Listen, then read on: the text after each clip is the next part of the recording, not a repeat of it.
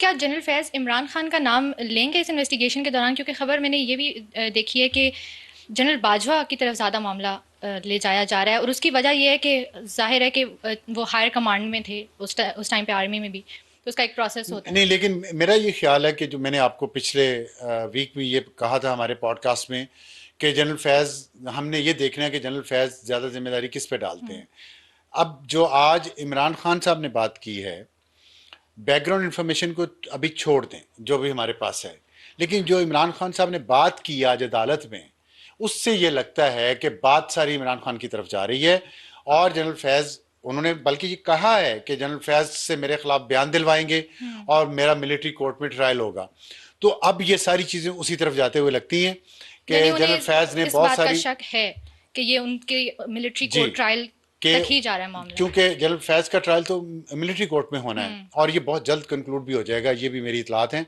और उसमें अगर वो ये बयान उसमें अपने में इकरार करते हैं कि वो बहुत सारे काम उन्होंने इमरान खान के प्राइम मिनिस्टर के कहने पे किए, तो जाहिर है फिर इमरान खान को भी उनका जिम्मेदार ठहराया जाएगा। ख़ास तौर पे जो पोस्ट रिटायरमेंट आर्मी एक्ट की खिलाफ वर्जी जनरल फैज़ ने की है, उसमें अगर इस्टेब्लिश हुआ कि इमरान खान और जनरल फैज़ का आपस में कॉन्ट्रैक्ट था और उसमें वो जो पीर थे रहमतुल्लाह जिनका नाम था, वो भी, उनका भी कोई राब्ता था और वो भी कुछ बता रहे थे, और बुशरा बीबी भी इस पर कुछ कह रही थी, तो ये सारी चीज़ें मिल के हो सकता है। और कुछ जो पीटीआई के, देखिए पीटीआई के जो डिजिटल उनका सेक्शन है सोशल मीडिया का, वो बहुत पावरफुल है, और वो जो बातें कर रहे हैं कुछ दिनों से, और जिस तरीके से उन्होंने अब कुछ अकाउंट्स से बुशरा बीबी पे अटैक करने की कोशिश की है, और सारी जिम्मेदारी और सारे इल्ज़ामात का रुख उनकी तरफ कर दिया। मैंने कल रात ये पढ़ रहा था जिसमें वो ये साबित करने की कोशिश कर रहे थे एक ट्विटर अकाउंट से कि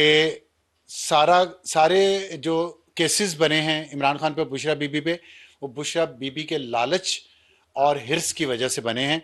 वरना कोई इतना नेक हो और इतना सूफी हो तो उसको इतने जेवरात का लालच क्यों हो, उनको इतने तहाइफ का लालच क्यों हो? वरना ये तोशा खाना केस ना बनता, वरना ये तहाइफ ना लिए जाते। तो मेरा ख्याल है कि ये चीज़ें कुछ अरसे में, कुछ दिनों में ये चीज़ें सामने आ क्लियर जाएंगी। हो जाएंगी। मुझे और उसमें लगता यही है क्विकली कि जनरल बता दें अगर। फैज़ और जो इमरान खान हैं, वो मिलिट्री कोर्ट में उनका ट्रायल होता नजर आ रहा है। आपने कहा है ये प्रोसीडिंग बहुत जल्दी कंक्लूड हो जाएगी, कितना जनरल जल्दी? फैज़ के खिलाफ तो बहुत जल्दी कंक्लूड हो जाएंगी, कितना जल्दी? फ्यू वीक्स, चंद फ्यू हफ्ते, वीक्स? चंद हफ्तों में। वो हाँ। इतना टाइम मिलिट्री कोर्ट्स नहीं लेती। और इमरान खान के बारे में भी फैसला हो जाएगा कुछ दिनों में ही कि उनका ट्रायल भी वहाँ शुरू हो रहा है कि नहीं हो रहा। अगली खबर पे आ जाते हैं। और उस पर एक चीज़ बहरहाल क्लियर है कि सख्त सज़ा होगी कम अज़ कम जनरल फैज़ को तो। अच्छा, इंटरेस्टिंग। और उसकी बुनियाद पे इमरान खान का अगर अगर मिलिट्री कोर्ट में केस चला तो उनको कितनी सख्त सज़ा हो सकती है, इसके बारे में अभी मैं कुछ नहीं कह सकता। आई सी। जो आज सुप्रीम कोर्ट ने वफाकी हुकूमत की अपीलें मंजूर की हैं, उनको आप कैसे देख रहे हैं? इस्लामाबाद हाई कोर्ट के अंदर एक प्रोसीडिंग चल रही थी, काफ़ी आगे तक वो मामला जा चुका था, और उसके ऊपर भी स्टे ऑर्डर दे दिया है, प्रोसीडिंग भी रोक दी है। 25 जून का और 29 मई का जो फैसला है उसको भी कलअदम करार दे दिया है। देखिए ये सुप्रीम कोर्ट का जो फैसला है ना, अहम है इस तनाजुर में कि जो आजकल इस मुल्क में जो कुछ चल रहा है ना, और हम बहुत अरसे से ये सुन रहे हैं कि इदारे अपने लोगों का एहतसाब नहीं करते। तो हमने देखा, पहली मिसाल तो सुप्रीम कोर्ट ने सेट की जब उन्होंने जस्टिस मज़ाहिर अली नकवी, जिन पे, सॉरी उनको जस्टिस नहीं कहना चाहिए अब, उनके रिटायर्ड। नाम के साथ रिटायर्ड भी नहीं कहना चाहिए, उनके नाम के साथ से हटा दिया गया है उनको। वो इस काबिल नहीं रहे कि उनको जज कहा जाए, क्योंकि उन पे जो करप्शन के चार्जेस थे वो उस, और सुप्रीम जुडिशल काउंसिल में उनका केस किया था, उसके बाद अब उनको जस्टिस लिखा नहीं जा सकता, ना रिटायर्ड ना सर्विंग। ओके। वो उस पहली मिसाल सुप्रीम कोर्ट ने सेट की कि रिटायर, आप पहले ये होता था कि आप पे इल्ज़ाम लगा है कि आपने अरबों रुपए की करप्शन की है, तो जज साहब पे इल्ज़ाम लगा, जज साहब इस्तीफा देकर घर चले जाते थे और उनके सारे पर्क्स एंड प्रिविलेजेस और पेंशन उनको मिलती रहती थी। तो बड़ा गैर मुनसिफाना निज़ाम था। अब जो है सुप्रीम कोर्ट ने उसको बदल दिया। आप कुछ। निज़ाम तो वैसे भी एग्जिस्ट करता ही है, ये सुप्रीम जुडिशल काउंसिल का रूल है ना कि एक सर्विंग जो जज हैं उनके खिलाफ सुप्रीम जुडिशल काउंसिल की जो कार्रवाई है वो हो सकती है। लेकिन अब उन्होंने बदल दिया ना इसको। अब यह है कि उस कार्रवाई रिटायर्ड को ही हो, आगे। आप रिजाइन करके चले जाएं तब भी हो सकती है ओके। कार्रवाई। तो उन्होंने मज़ाहिर अली नकवी को इसकी एग्जाम्पल बनाया है। अब मज़ीद एग्जाम्पल्स बनने जा रही हैं, और उसकी वजह यह है कि जो फ़ौज के बारे में कहा जाता है कि वो अपने लोगों का एहतसाब नहीं करती। और इस पे मैं बातें कुछ सुन भी रहा हूँ, रिटायर्ड बहुत सारे लोग हैं फौज के ऑफिसर्स, और जिन पे मुझे इस बात का अफसोस है कि वो इस मुल्क को दुनिया का सबसे बेहतर मुल्क बनाना भी चाहते हैं, समझना भी चाहते हैं। मैं रिटायर्ड मिलिट्री ऑफिसर्स की बात कर रहा हूँ, लेकिन वो अपने जनरल फैज़ की जिसकी करप्शन के किस्से और जिसके ज़मीनों पे कब्जे के किस्से और जिसके लोगों के घरों में घुसकर वर्दी पहनकर डकैतियां मारने के किस्से, जिसके सबूत अनडिनाइबल मौजूद हैं, फिर भी उनके दिल में जनरल फैज़ की हमदर्दी सिर्फ इसलिए है कि वो फौज से है, तो ये एक इंतहाई गैर अखलाकी और गैर इस्लामी हरकत है, गैर कानूनी तो आप हो ही की।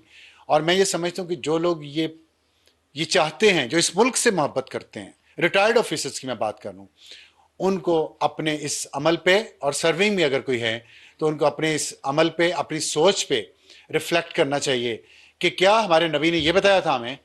हज़रत मोहम्मद सल्लल्लाहु अलैहि वसल्लम का तो फरमान है कि अगर मेरी बेटी फातिमा भी चोरी करे तो उसका भी हाथ काट दूं। तो यहाँ सिर्फ इस वजह से कि आपके इदारे में एक शख्स काम करता रहा है और आपके इदारे की वर्दी पहन के पूरे इदारे का नाम इस्तेमाल करके लोगों के घरों में डकैतियां मारता रहा है वो, और आप उसको डिफेंड कर रहे हैं। आपके दिल को, आप अफसुर्दा हैं इस बात पे कि कानून के हाथ उस तक पहुंचे। आपको इस बात को सपोर्ट करना चाहिए। आपको फख्रिया ये कहना चाहिए कि हमारा इदारा और हमारे इदारे के रूल्स इतने मजबूत हैं और हम इतने इंसाफ पसंद हैं कि हमारा अगर कोई अपना भी कानून के शिकंजे में आता है तो हम उसको भी डिफेंड नहीं करेंगे। ये असूली बात है, ये इस्लामी बात है, ये अखलाकी बात है, ये फख्र करने की बात है, और इसी तरह करना भी चाहिए। तो मैं ये कहना ये चाह रहा था कि अब जब वो जनरल फैज़ पे हाथ पड़ा है तो अब जुडिशरी में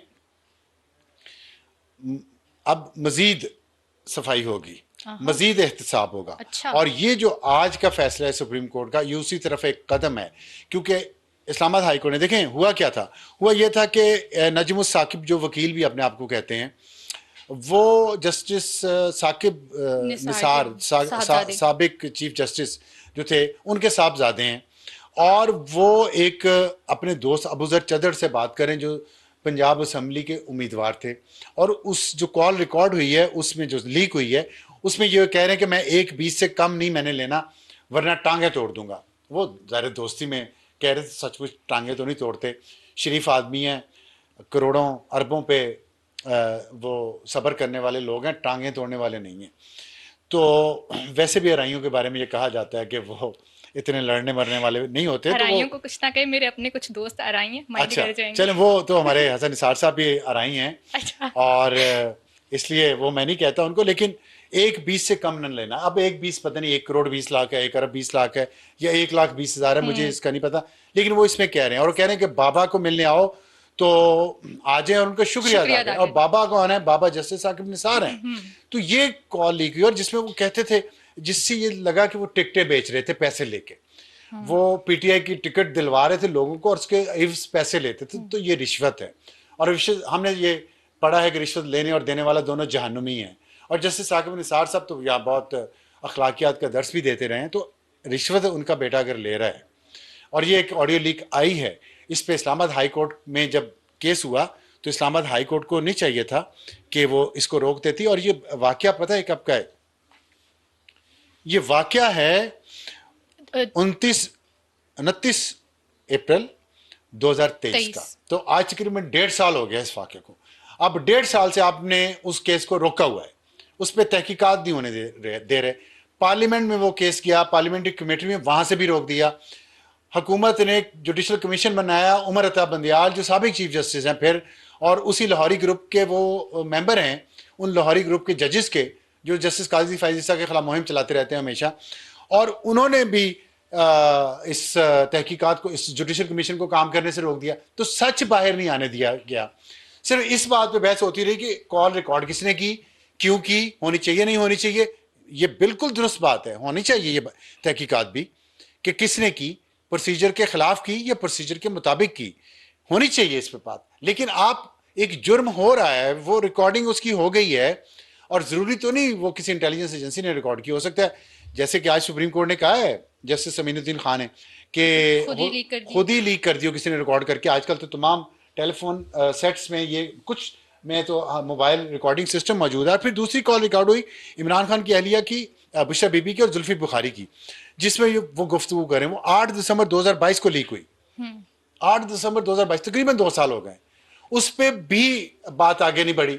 तो भाई ये 2 साल 1.5 साल एक हाई कोर्ट एक इतने अहम चीजों को दबा के रखती है। अगर मेरी कोई कॉल लीक हुई होती या आम आदमी की कॉल लीक हुई होती तो इस हाई कोर्ट ने क्या इस तरह रिलीफ देना था जिस तरह अपने साबिक चीफ जस्टिस और उसके बेटे को दे रहे हैं। लेकिन मेरे ख्याल में सहूलतकारी हो रही है।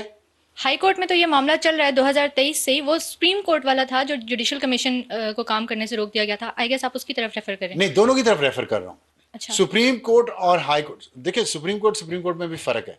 लाहौरी ग्रुप की सुप्रीम कोर्ट और है और गैर लाहौरी ग्रुप की सुप्रीम कोर्ट और है।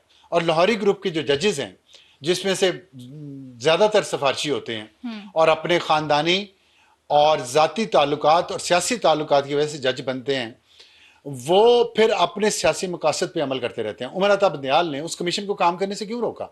बहुत अच्छा सवाल आज उठाया है सुप्रीम कोर्ट के जज अमीनुद्दीन खान ने और अफगान साहब ने। उन्होंने कहा कि क्या सच सामने क्यों नहीं आने दिया जा रहा? देखिए, एक कमीशन बना, उसको रोक दिया काम करने से, सच सामने ना आए।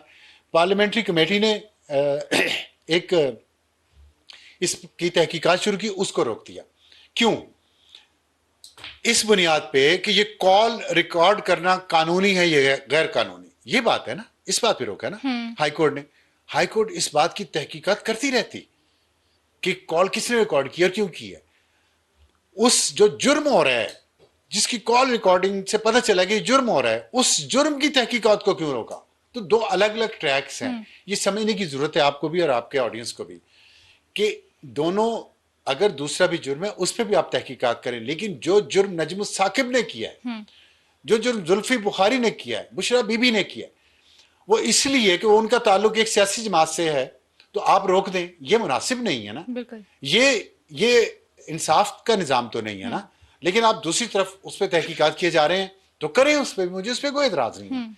लेकिन साकिब निसार के बेटे को आप बचाएं ना, आगे खड़े होकर ढाल बन के। इंसाफ की देवी अंधी होती है, उसको नजर नहीं आता कि उसके पास इंसाफ लेने जो आया है वो साबिक चीफ जस्टिस का बेटा है या वो इंटरनेशनल कैंपेन चलाता है पीटीआई की पैसे दे के। तो ये ना करें, ये ना करें बस। लेकिन मेरा ज़ाती तौर पे ख्याल है कि ये जो 4 मिलियन का एक फिगर भी कोट किया जस्टिस बाबर सत्तार ने कि उनकी सर्वेलेंस हो रही है शहरियों की, ये ज़्यादा मामला उस तरफ जा रहा था। और अगर ये चला जाता, ये प्रोसीडिंग आगे बढ़ती है, तो मैं समझती हूँ कि जो एक अनलॉफुली सर्वेलेंस होती है उसका सिलसिला शायद किसी हद तक थम जाएगा। लेकिन इसके ऊपर मजीद बात करेंगे आने वाले सेशंस में। मैं इस पर अगर थोड़ी सी बात करूं, श्योर तो श्योर देखें ये सिलसिला थमना चाहिए और थमेगा भी। एक लॉफुल जो मॉनिटरिंग सर्वेलेंस है वो दुनिया में हर जगह होती है। इमरान खान साहब खुद कहते रहे हैं बिल्कुल कि उन्होंने कहा मुझे कोई इतराज, मुझे पता है ऐसे मेरी कॉल्स रिकॉर्ड करती है क्योंकि मैं प्राइम मिनिस्टर हूं, मेरी सिक्योरिटी के लिए बन रहे हैं। अब विक्टिम ना बने ना, जब खुद एक चीज को डिफेंड करते रहे। इसी तरह फायरवॉल का ऑर्डर भी खुद किया उनकी हुकूमत ने, फायरवॉल का ऑर्डर, तब से ये चल रहा है सिस्टम, अब आगे हुआ है। ये चीजें, इसमें ह्यूमन राइट्स की वायलेशन जहाँ पे होती है वहां करना पड़ता है। बरतानिया भी यही कर रहा है, फायरवॉल ला रहा है अब, क्योंकि वहां पे जो फसादात हुए हैं उसमें डिजिटल मीडिया का बहुत अमल दखल है। तो हम बरतानिया की मिसालें अपनी मर्जी के लिए तो देते हैं लेकिन यहाँ पे नहीं देते। मैंने आपको कहा है एहतसाब होना चाहिए जो इन्वॉल्व है, और अब अदलिया की बारी है, इस एहतसाब को होने दें। अगर कोई काम इलीगल तरीके से हो रहा है सर्वेलेंस, उसको रोकें और उसका प्रोसीजर बनाएं। लेकिन जो काम लीगली हो रहा है उसको होने दें और उसके अंदर इंक्वायरी भी करवाएं और ये जो भी लोग इनमें इन्वॉल्व हैं उनके खिलाफ कार्रवाई भी करें। दीजिए इजाज़त, अल्लाह हाफिज़।